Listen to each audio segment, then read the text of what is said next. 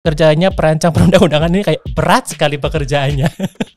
Oke Ibu, ini berbicara mengenai Kemenaker 88 tahun 2023. Apa sih Ibu tujuan diterbitkannya Kemenaker 88 tahun 2023 ini? Mungkin rekan naker atau para pekerja atau siapapun yang ada di perusahaan dia bingung, apakah yang mereka terima perlakuan itu termasuk kekerasan seksual atau bukan?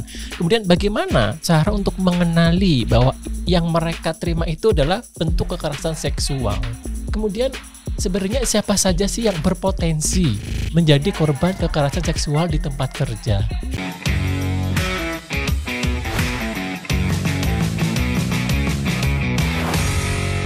Halo rekan naker, ini podcast untuk kamu. Apa kabarnya? Saya yakin semuanya luar biasa.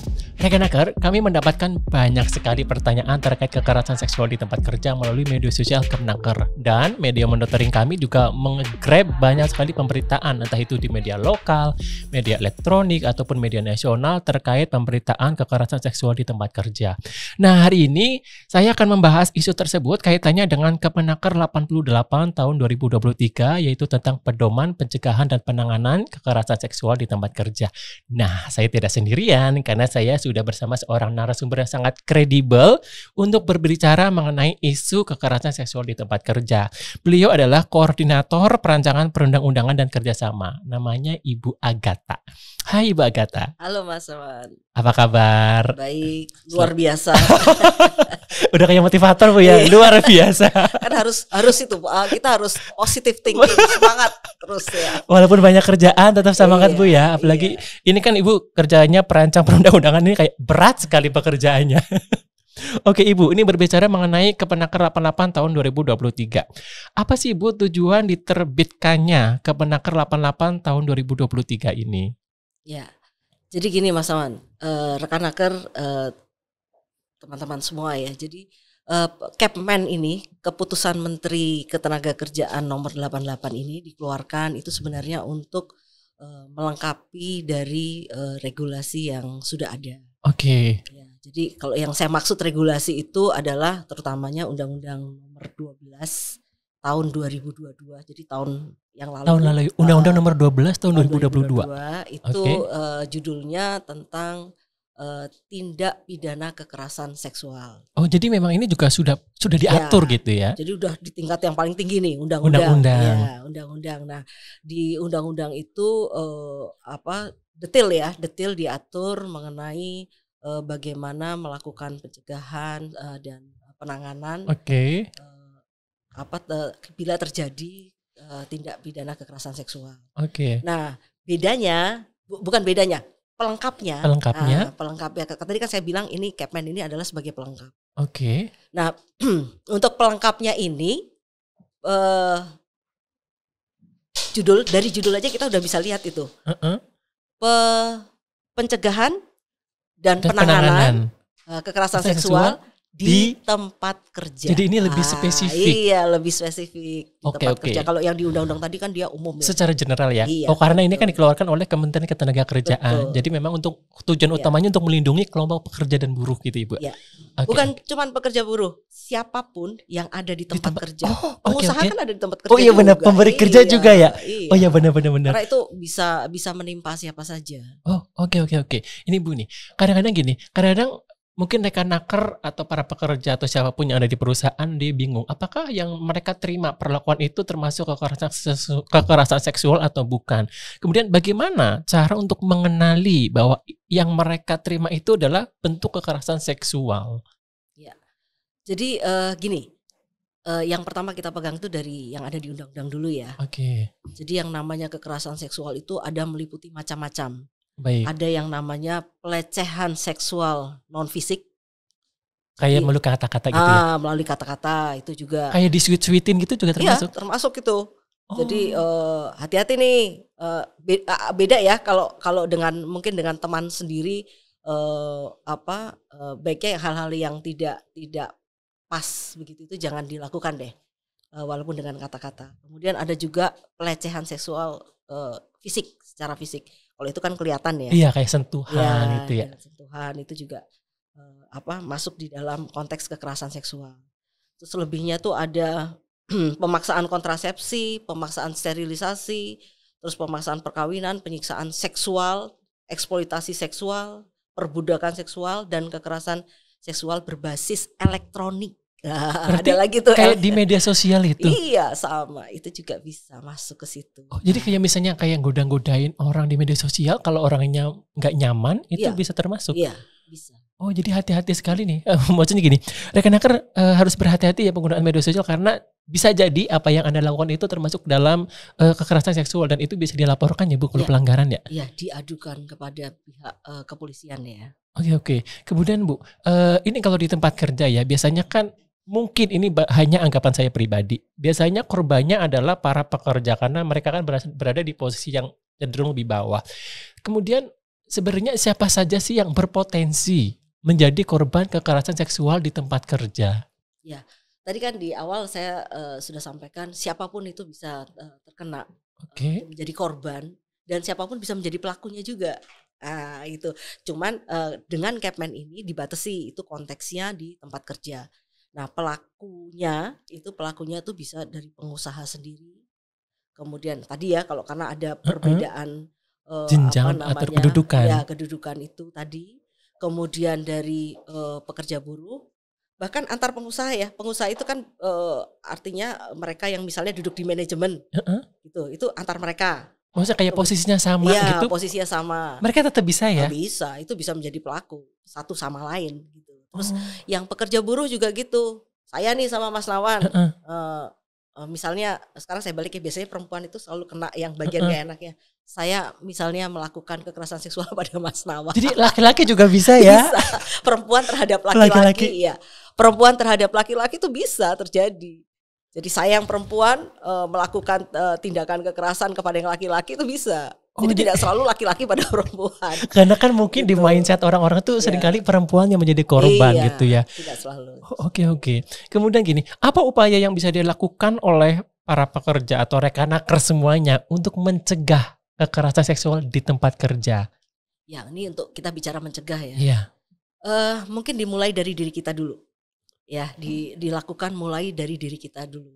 Jangan kita memancing orang untuk melakukan pelecehan terhadap kita, melakukan kekerasan terhadap kita. Oke. Ya, misalnya dengan salah satu contoh nih yang kelihatan kita berpakaian yang sepantasnya.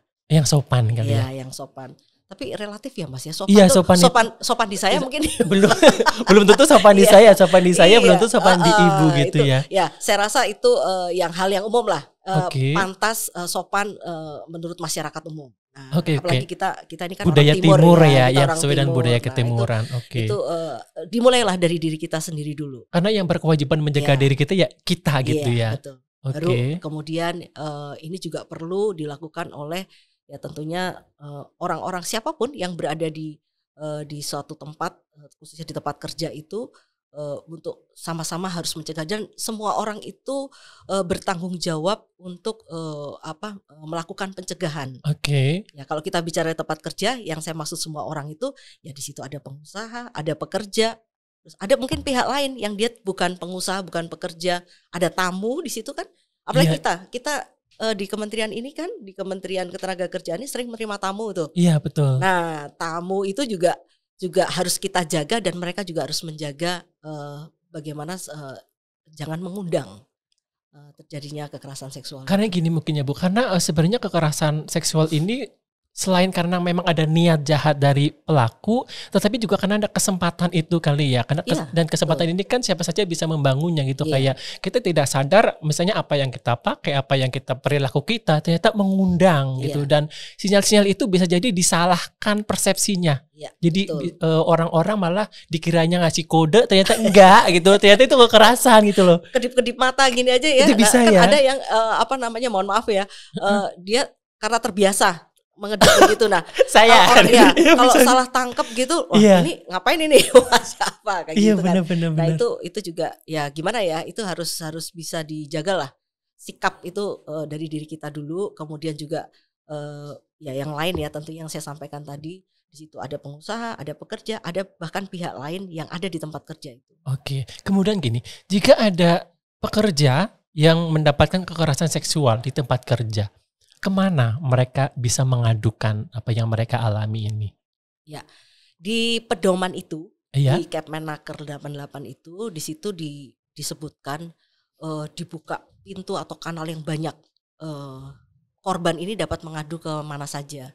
Yang pertama sudah pasti kalau itu terjadi di perusahaan, ini perlu di perusahaan itu adanya satu satgas, satuan tugas Oke. yang dia di situ mempunyai tugas untuk melakukan pencegahan dan penanganan menerima pengaduan ya, termasuk menerima Kaitannya pengaduan. dengan kekerasan seksual Iya, ini. Oke. Tapi tidak semua perusahaan kan punya seperti ini Oke, kan. iya. Itu bisa dilakukan juga kepada perusahaan langsung. Misalnya kepada perusahaan langsung itu tentunya di sini di perusahaan itu kan ada bagian seperti HRD-nya ya Mas ya. Nah, ini bisa diadukan ke situ dulu, disampaikan bahwa ini. Terus selain itu di luar dari perusahaan ada juga kita itu Pemerintah, artinya ya pemerintah itu di situ ada Disnaker, Dinas Ketenagakerjaan, terus kita Kementerian Ketenagakerjaan itu bisa.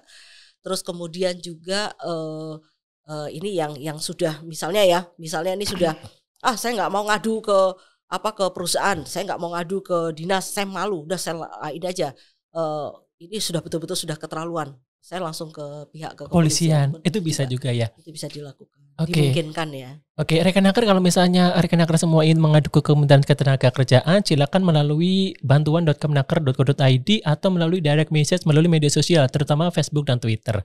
Oke, kemudian Ibu, jika terjadi kekerasan seksual di tempat kerja, apa penanganan yang dilakukan selanjutnya?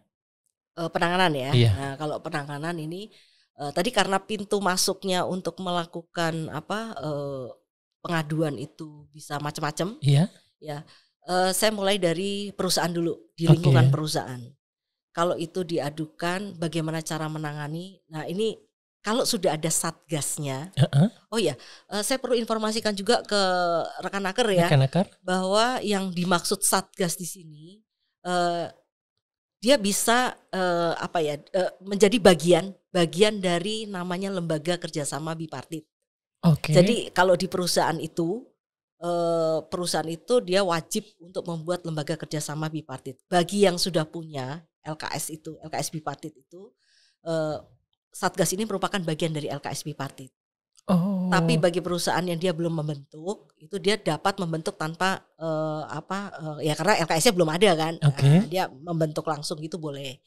Nah, ini cara menanganinya tentunya satgas itu menerima pengaduan itu dia akan mencatat, dia akan mencari informasi lengkap ya mengenai kejadian ini. Benar atau tidak gitu ya?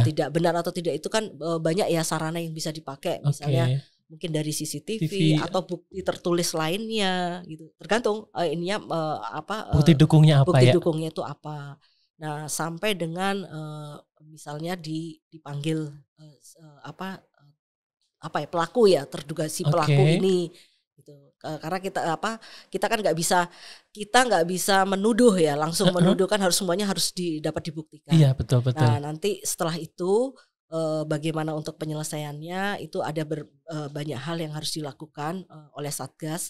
Bisa dia akan memberikan rekomendasi misalnya ya, rekomendasi kepada perusahaan untuk memberikan semacam sanksi ya bagi si pelaku.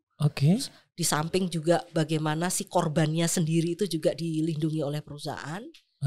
Atau pilihan yang lain, kalau memang ini menjadi hal yang sangat berat bagi si korban, kemudian jalan yang lainnya misalnya dilakukan pengaduan kepada ada pendampingan ya, si satgas ini melakukan pendampingan kepada korban untuk melakukan pengaduan ke pihak kepolisian. Jadi satgas ini juga mereka ada tugas mendampingi jika akan dibawa ke kepolisian. Jika diperlukan oleh si korban. Ya. Oke. Kemudian gini Bu, kalau misalnya ada pelaku kekerasan seksual di tempat kerja, apa kira-kira sanksi yang diperoleh kemungkinan yang diperoleh oleh pelaku tersebut? Ya,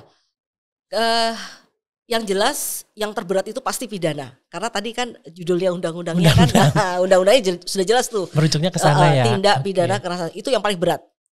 Itu kewenangan pihak kepolisian. Nah, bagaimana dengan di pemerintah, khususnya di Disnaker dan Kemenaker.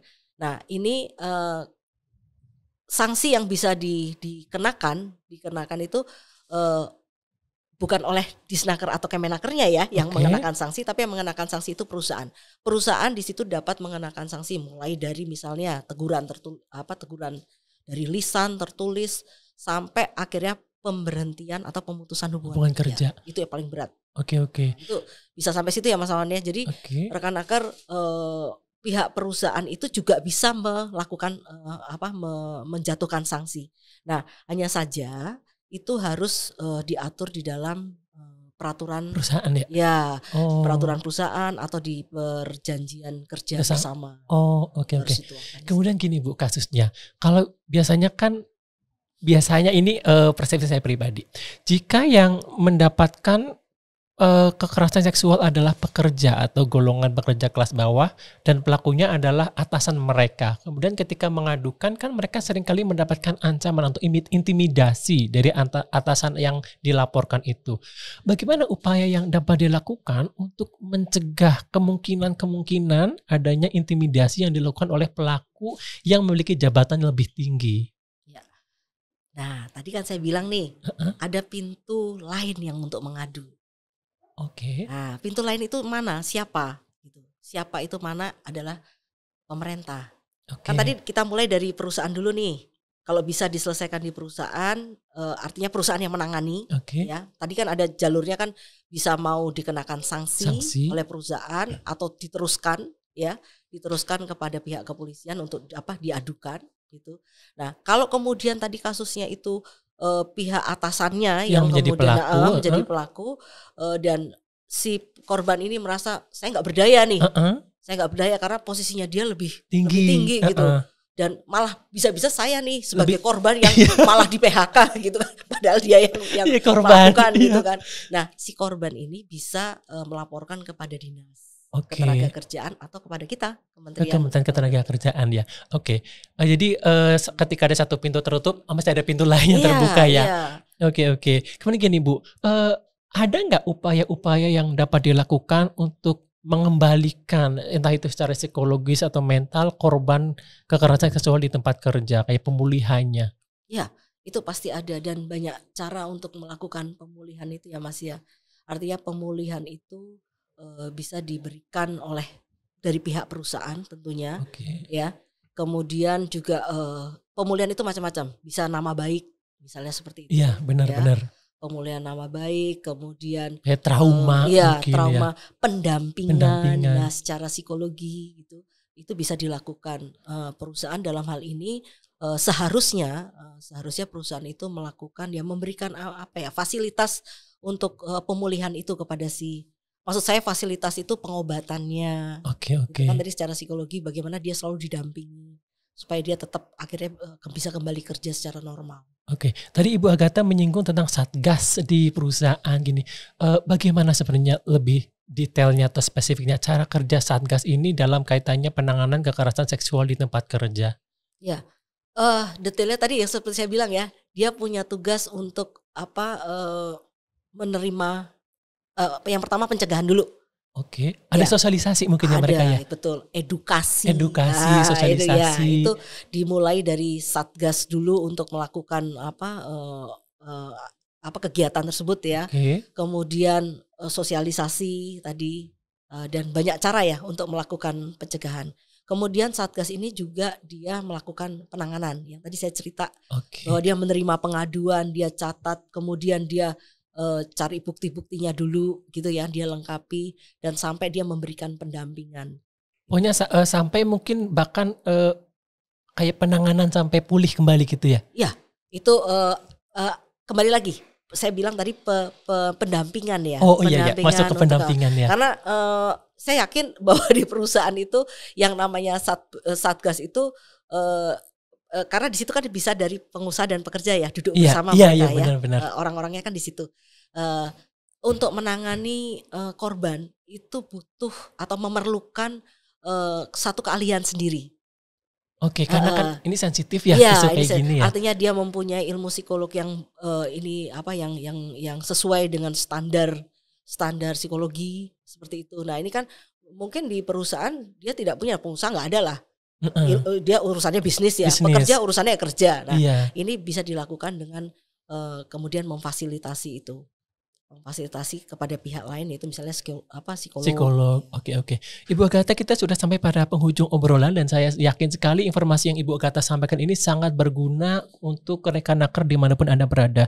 Dan satu hal yang dapat saya sampaikan bahwa ketika Anda mengalami indikasi kekerasan seksual di tempat kerja, laporkan saja karena Anda tidak sendirian, akan ada yang mendampingi, menemani Anda sampai prosesnya selesai. Bahkan ketika pemulihan trauma Anda atau hal-hal yang merugikan Anda, semuanya akan didampingi baik oleh entah itu oleh Satgas ataupun oleh pemerintah. Dan Ibu Agatha, saya mengucapkan terima kasih sudah meluangkan waktu untuk ngobrol bersama Mas Nawan. untuk ngobrol bersama rekan Terima naker. kasih juga rekan naker. Ya, semoga ini ya Mas ya tidak terjadilah di tempat kerja rekan naker. Jangan sampai ini terjadi, dan pada kesempatan ini juga saya menghimbau perusahaan mulailah sekarang untuk melengkapi sesuai dengan melengkapi semua sarana prasarana yang ada sesuai yang ada di pedoman. Oke. Dan rekan naker jangan lupa untuk mengikuti semua media sosial Kemenaker yang saya taruh di bawah ini. Akhirnya saya Nawan Sumardiono dan rekan saya Ibu Agatha pamit undur diri, sampai jumpa di lain kesempatan.